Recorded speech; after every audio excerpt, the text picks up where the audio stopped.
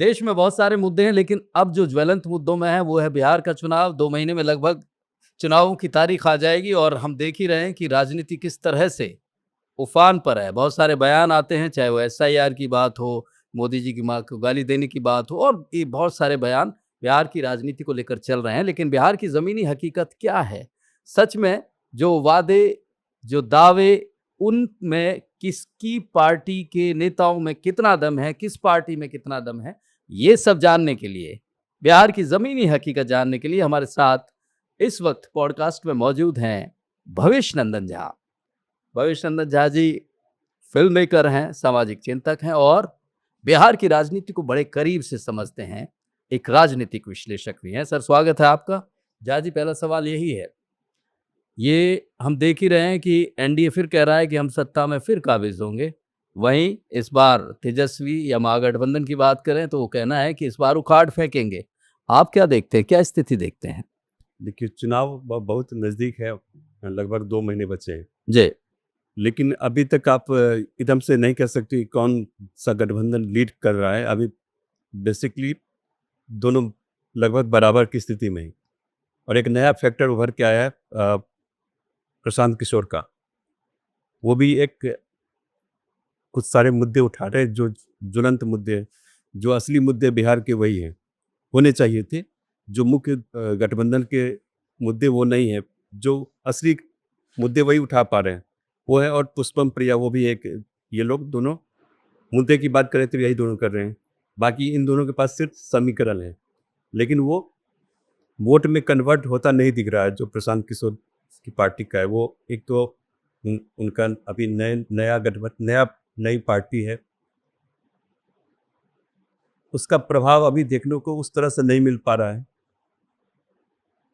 अभी एनडीए के पास एक सशक्त गठबंधन जरूर से है, भाजपा है, नीतीश कुमार का अपना एक अभी तक करिश्मा बरकरार है, उनके साथ एलजेपी है, हम पार्टी है, तो उनका एक संयुक्त जो मोर्चा है वो बहुत स्ट्रांग दिख रहा है। नहीं, एनडीए की अगर बात करें जिस तरह से, ये तो पॉजिटिव फैक्टर हैं। दिल्ली में मोदी जी का साथ है और बीजेपी साथ है, ये सारा गठबंधन है। नहीं, लेकिन जो नीतीश कुमार की जो इमेज रही है एक विकास पुरुष की, क्या इस बार भी उसका फायदा मिलता दिखेगा? निश्चित रूप से नीतीश जी का एक विकास पुरुष का इमेज रहा है, जो, लेकिन एक लंबा वक्त हो गया उनको पड़े हुए।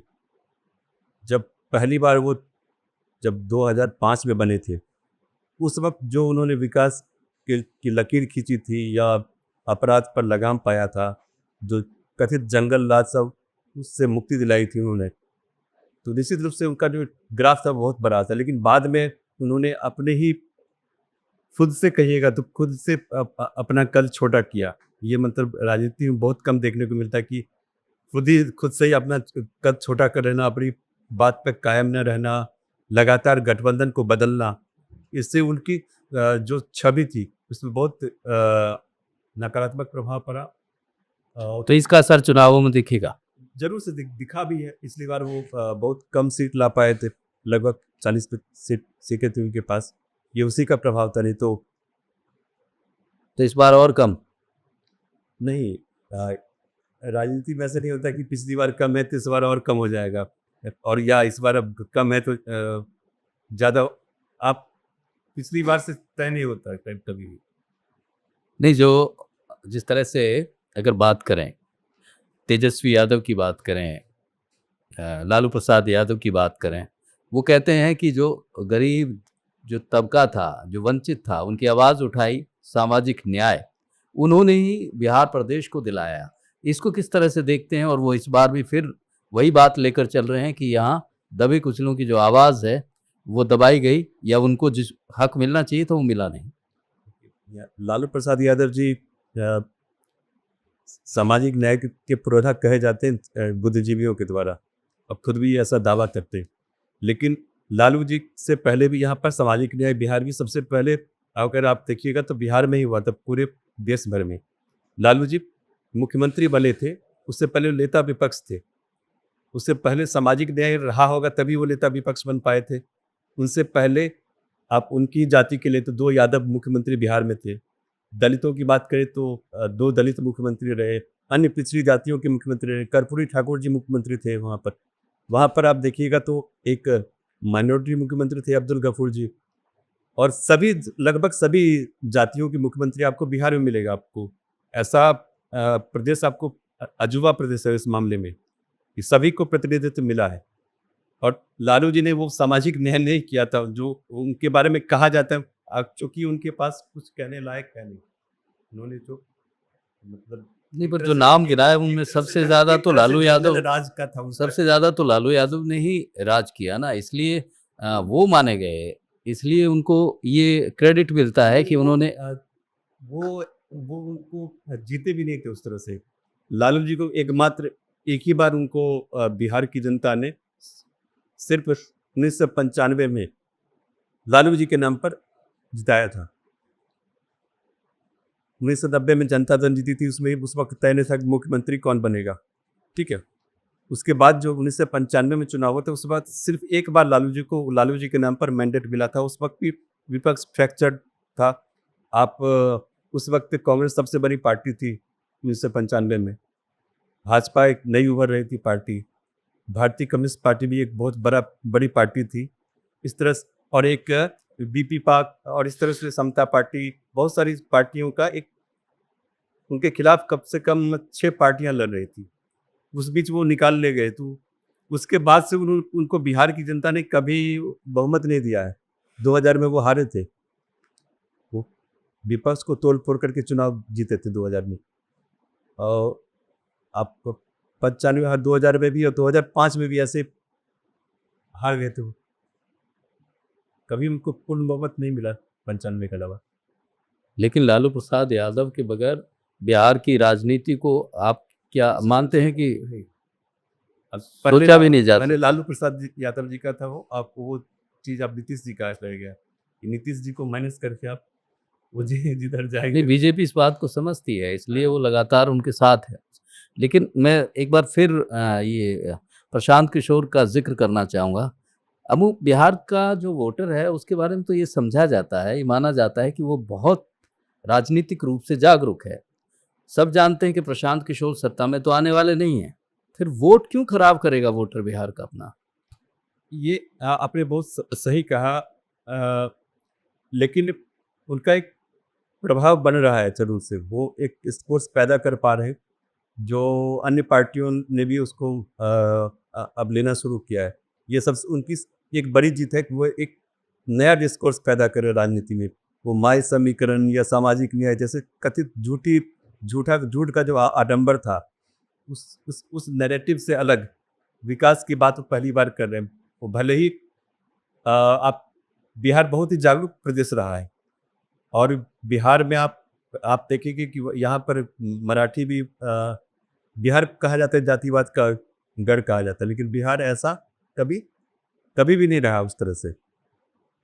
मधेपुरा में लालू जी हारे थे, और एक बाहरी थे शरद यादव के, उन्होंने हराया था, तो आप मतलब उस गढ़ में हारे थे लालू जी। उसके बाद आप देखिएगा जीबी कृपलानी एक सिंधी थे, वो बिहार से जीते हैं। जॉर्ज फर्नांडिस 2 अलग अलग क्षेत्रों से कई बार सांसद चुने गए, वो क्रिश्चियन थे। उनकी तो मत प्रतिशत आपको लगता है 1% भी रहा होगा। वैसे आप वो एक ठप्पा जरूर लगा है, लेकिन वो है नहीं हकीकत में। तो सामाजिक रूप से भी बिहार के जो लोग हैं उनकी सोच बहुत आगे की है। भले ही ये कहें कि बहुत ज़्यादा जातिवाद है, इस तरह का प्रचार प्रसार भले ही हो रहा हो, लेकिन एक बात जो आपने कही प्रशांत किशोर, तो वो ऐसे कौन सी बात हैं, ऐसे कौन से मुद्दे हैं जो न पक्ष न विपक्ष, जिनका ध्यान गया ही नहीं, न पक्ष वाला उन लोगों को समझा पाया, न विपक्ष वाले समझा पा रहे हैं, वो ऐसी कौन सी चीज़ें लेके चल रहे हैं? वो रोजगार को लेकर और पलायन को लेकर ये बहुत बड़ा मुद्दा है बिहार में। बिहार से बहुत बड़े स्तर पे पलायन हुआ है और अभी तक जारी है। वो बहुत मतलब एक दुखद स्थिति है बिहार के लिए, और वो मूल केंद्र है बिहार के पिछड़े वर्ग पर का। जब वहाँ पर वहाँ की मेधा शक्ति या फिर जो कर्म शक्ति कोई वहाँ नहीं रहेगा, तो जाहिर सी बात है कोई राज्य पनप नहीं पाएगा। उसको वो एड्रेस कर पा रहे हैं प्रशांत किशोर जी। तो ये एनडीए के लिए चुनौती है या विपक्ष के लिए, ये महागठबंधन के लिए? ज़्यादातर मुख्य रूप से कहिएगा तो एनडीए के लिए चुनौती है, क्योंकि जो लालू जी का जो पार्टी है या गठबंधन है उसके पास एक अनटैप्ड बोर्ड है माई समीकरण का, मुस्लिम और यादव जो समीकरण उनका एक टैक, उस पे उसको तोड़ पाना बहुत कठिन होता है, लगभग नामुमकिन के बराबर। तो एक तो पी के चुनौती हो गए, एक एमवाई चुनौती हो गए गठबंधन के लिए, एक एंटी इनकम्बेंसी हो गई, और क्या है चुनौतियां एनडीए के लिए एनडीए के लिए? एनडीए के लिए जो चेहरा है वो भी एक चुनौती है। नीतीश कुमार जी अब मतलब लगातार एक तो लंबा समय उनके पास रहा है। अब लोग लीडर्स पार्टी में तो नहीं, लेकिन लीडरशिप में बदलाव चाहते हैं लोग, वहाँ की जनता एक चाहती है। जो नई पीढ़ी है, नई पीढ़ी को ये भी नहीं पता कि नहीं, बीजेपी भी कहाँ अपना फेस दे पाई है वहाँ। हाँ, ये इस मामले में जरूर एनडीए कमजोर रहा है कि ये उसका एक सशक्त नेतृत्व तो नहीं उभर पाया है। तो अमूमन हम देश में देखते रहे हैं कि ज्यादातर जगह इसीलिए वो बीजेपी लोग मोदी जी के नाम मोदी के नाम पे मोदी जी तो के क्या नाम पे लड़ रहे हैं और उन्हीं का चेहरा करके आगे वो जीत जीत पाए हैं अभी तक, और अभी भी जीत। तो आप देखते हैं कि जो मोदी जी का चेहरा है, मोदी का चेहरा है, वो क्या इन चुनौतियों को बराबर कर पाएगा या चुनौतियों को पार कर वो तो पा समय पाएगा? बताएगा, लेकिन अभी तक लगभग बराबर पे है एनडीए और महागठबंधन। ये जरूर भाजपा एनडीए के पास है, क्योंकि उनके पास एक स्वीकार्य चेहरा है मोदी जी का और नीतीश कुमार का। नीतीश कुमार के बनस्पत अगर आप तेजस्वी यादव से लगे तो फिर तो वो बहुत कमजोर पड़ जाते। तो और कौन से ऐसे फैक्टर हैं जो ये बात कर रहे हैं कि जो एनडीए की जीत का सिलसिला है वो फिर आगे बढ़ेगा? सबसे पहले वही मतलब नीतीश जी का एक चेहरा है जो भले ही कमजोर पड़ा है, लेकिन अभी भी तेजस्वी यादव पर भारी पड़ रहा है अभी भी। और और दूसरा जो मोदी जी का एक करिश्मा है बिहार में, और और सबसे बड़ा जो डर है बिहार में वो जंगल राज की वापसी। पिछली बार भी इसी तरह से मतलब एक एज लग रहा था महागठबंधन को, लेकिन अंतिम समय में जब देखा गया कि भारी भीड़ बढ़ रही है तेजस्वी यादव के स्वभाव में, तो जो पीवीसी जातियां थी वो घबरा करके वापस फिर से एनडीए की तरफ पलट करके बढ़िया से वोट करके और गठबंधन को जितवाया था। तो महागठबंधन तो कहता है ये प्रोपेगेंडा है और इसमें कामयाब हो जाती है बीजेपी, तो ये ज़मीनी हकीकत क्या है? जमीनी हकीकत या बिहार से ही तय कर पाएंगे। बिहार में भाजपा हारी थी 2015 में, तब तो नहीं कर पाई। जमीनी हकीकत नीतीश कुमार है कि वो जिधर जाते हैं उसमें एज आ जाता है। ये सब तो सिगुफा है कि आपको अपना ढकना है, अपने नेतृत्व को बचा के रखना है, या आपके नेतृत्व में कोई कमजोरी नहीं है भैया, ये लोग वोट में हेरफेर करने। अच्छा, ये जो डेवलपमेंट की बात लगातार होती रही कि नीतीश कुमार डेवलपमेंट करते रहे हैं और बिहार की जो इमेज है पूरे देश में वो बदली भी है, ऐसी बात नहीं, हम लोग ये सारी चीज़ें देखते आ रहे हैं कि जो बिहार 20-25 साल पहले था अब वो बिहार नहीं है और वो बिहार की इमेज भी नहीं है। तो इसका फ़ायदा, और दूसरी बड़ी चीज़ ये जो एनडीए में और गठबंधन के जो साथी हैं, चाहे वो चिराग पासवान की बात करें, ये इस तरह के जो गठबंधन में जो दल हैं वो कितने कारगर साबित होंगे जीत दिलाने में? निश्चित रूप से एक प्रश्न तो बड़ा है इनका। पिछली बार चिराग पासवान भी साथ में नहीं थे, इस बार चिराग पासवान भी हैं, और उनका एक गठबंधन इस बार इंटैक्ट है जो पिछली बार कमजोर था छिटप करके। और इनके पास एक चेहरा है नीतीश जी का, नरेंद्र मोदी जी का, जिससे ये एज पर है और विकास भी मतलब तो तेजस्वी यादव का भी तो युवा चेहरा है, क्या उस पर लोग यकीन नहीं कर पा रहे हैं? नहीं कर पा रहे हैं तो क्यों?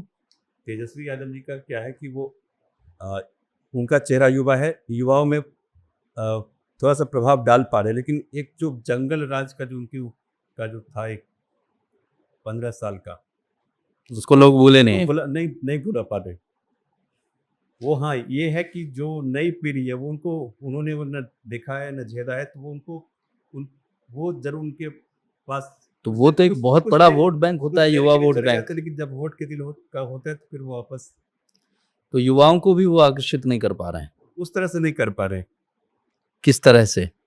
कि वो जीत में कन्वर्ट कर सके, या उनका इतना विश्वसनीय चेहरा नहीं है कि नीतीश कुमार के चेहरे पर भारी पड़े, जबकि नीतीश कुमार बहुत कमजोर पड़े पिछले दिनों।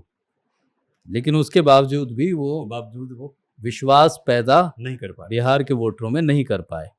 एक और बात ओवैसी का मैं जिक्र करना चाहूँगा कि जो सीमांचल में जिसमें 5-6 डिस्ट्रिक्ट आते हैं, वो स्थिति क्या बनाते हैं? वो फेवर करेंगे, किसको फ़ायदा पहुँचाएँगे, किसको ये नुकसान? तो जो सीमांचल का आपने जिक्र किया, ये सीमांचल एक नकली शब्द है या वो एक चुनाव के वक्त बहुत उछलता है सीमांचल मीडिया में। सीमांचल नाम से इस देश में कई जगह है। पंजाब में भी सीमा है, बंगाल में भी सीमावर्ती ये पूरा नॉर्थ ईस्ट सीमा पर है, लेकिन सिर्फ बिहार को ही सीमांचल, वो एक मिथिला क्षेत्र का एक पार्ट है वो। जी। चूंकि उसको खंडित करना है, वहाँ मुस्लिम बहुल एक एरिया हो गया, तो उसको ये लोग डेमोग्राफी जब से चेंज हुआ है तो उसको एक ठप्पा डाल करके अपने से अलग करना चाह रहे हैं सीमांचल। तो ये शब्द गलत ये शब्द है। कौन करना चाह रहा है? ये पहले एक तस्लीमुद्दीन जी थे, उन्होंने शुरू किया था। अभी ये वैसे खास करके मीडिया जिसको, दिल्ली की मीडिया भी इसको बहुत प्रसारित करती है। बहरहाल वो तो एक चीज़ है ये। आपने ओवैसी जी का जिक्र किया, तो वो उनकी बात करें तो उनका प्रभाव उस क्षेत्र में जन्म से है। तो वो बीजेपी को फ़ायदा पहुँचाएगा। हाँ, बीजेपी को इस मायने में कि वो उनका महागठबंधन का वोट काटते हैं, तो निश्चित रूप से फायदा एनडीए को ही मिलेगा उसका। पिछली बार भी मिला था। एक आखिरी में एक आपसे ये जातीय समीकरण और समझना चाहेंगे कि एमवाई समीकरण अपने को समझ में ज़्यादातर लोगों को पता है या ये बातचीत होती है, लेकिन सच में जेन्युइनली ये कितना है, कितना परसेंट है और किस तरह से ये काम करता है और दूसरी जातियों के मुकाबले कैसे भारी पड़ जाता है, वो थोड़ा-सा हमारे दर्शकों को बताइए। देखिए, बिहार अब इन चीज़ों से आगे बढ़ना चाहता है। उनका जो जातिगत समीकरण है वो, पर हम जानते हैं कि राजनीति बगैर जाति के संभव नहीं है अभी तो। ये आप धीरे-धीरे बदल रहा है। पहले से बहुत मतलब कमज़ोर पड़ी है। और डिस्कोर्स में भी जब से प्रशांत किशोर आए, जैसे युवा आए, तो ये सब कमज़ोर पड़ रहा है। जैसे चिराग पासवान जी, वो भी बिहारी फर्स्ट की बात करते हैं, वो भी जाति की बात नहीं करते, जबकि उनकी पार्टी एक जातिगत पार्टी है, लेकिन वो भी आप बात क्यों करते? तो हमें भी इस सब से ऊपर उठना चाहिए, मतलब मीडिया को भी। हमें अब परसेंटेज की चलिए हम ये बात करते हैं कि जाति उस तरह से जानने के लिए, जानकारी के लिए कि वोटर प्रतिशत किसका कौन सी जाति के ज़्यादा मतदाता हैं और वो किस तरह से प्रभाव डालते हैं। बिहार में सभी जातियों का, मतलब आप कोई खास जाति इस तरह से नहीं है बिहार में कि उसको डोमिनेट करे। सभी जाति, अब आपने देखा भी कि जैसे सीएम भी देखिएगा, तो लगभग सभी जातियों के सीएम मिलेंगे। तो सीएम ऐसे कोई नहीं बनता है, वो चुन करके ही आता है, वो उन्हीं जातियों के बीच से। तो बिहार में आप किसी एक खास जाति का डोमिनेंस नहीं है, सभी जातियां हैं। तभी आप देख पा रहे हैं कि नीतीश जी की जाति सिर्फ 2% है और लगातार 15 साल से एक विश्वसनीय चेहरा बने हुई। तो कोई खास जाति का डोमिनेंस नहीं है, वो एक भ्रम फैलाया जाता है। और ये जो एमवाई की बात होती है, मुस्लिम यादव, ये कितना परसेंट हो जाता है? होता है कि दो जातियों को कितना परसेंट हो जाता है ये बिहार में? लगभग दोनों का मिला देते हैं तो 18 से 20% के आसपास है दोनों। 18 से 20%। और सबसे ज़्यादा जो फैक्टर बात करें, आपने एमवाई की बात कर ली, इसके अलावा बात करें जो दूसरी जातियां हैं और जो एससी है, उसका बड़ा एक एक एक इनसिक्योरिटी वाली जो चीज़ है, जिसको लगातार ये कहते रहे कि सामाजिक न्याय है और ये सब सारी चीज़ें, उसको लेके चिराग पासवान अपनी तरफ से कोशिश करते हैं, मांझी अपनी कोशिश करते हैं। लेकिन ये जो एससी वोटर हैं, आप कभी आपने नज़दीकी से देखा है, पार्टियों की हो या सरकारों की हो, इन जातियों को साधने की इस बार क्या कुछ आपको प्रयास दिख रहे हैं सभी पार्टियों के? इस बार अधिकतर आप देखिएगा जो कथित रूप से जो दलित या महादलित जातियां हैं, वो चिराग पासवान जी या फिर जीतन राम मांझी जी, उसके साथ जाने से एनडीए के साथ ही कम हो गए हैं। तो अभी कह रहे हैं कि आप दोनों महागठबंधन और एनडीए बराबर की स्थिति पे खड़े हुए हैं। एनडीए के पास है, तो यहाँ से देखना होगा कि खुला हुआ है, चुनाव खुला हुआ है। मतलब आगे धीरे धीरे, अभी समय भी है, 2 महीने काफ़ी होता राजनीति के लिए, शायद यहाँ से चीज़ें बदलेगी। हो सकता है कि जो एज है वो ज़्यादा विस्तार हो, ज़्यादा सीटें कन्वर्ट हो सकेगा, कमज़ोर भी पड़ सकता है, वो तभी भविष्य का तय करेगा। हमारे एक मित्र हैं, राजनीतिक विश्लेषक हैं, वो कहते हैं कि 7 दिन भी राजनीति में बहुत होते हैं, बिल्कुल सही बात है। बदलेगा चुनाव, स्थिति क्या होगी, अभी खुला चुनाव है और अभी वादे दावे ये सारी चीजें चलेंगी और लगातार हम बिहार की राजनीति से जुड़े हुए फैक्ट्स आपके सामने लाते रहेंगे। बहुत धन्यवाद भविष्य नंदन झा जी। फिलहाल इस खास पेशकश में इतना ही। नमस्कार।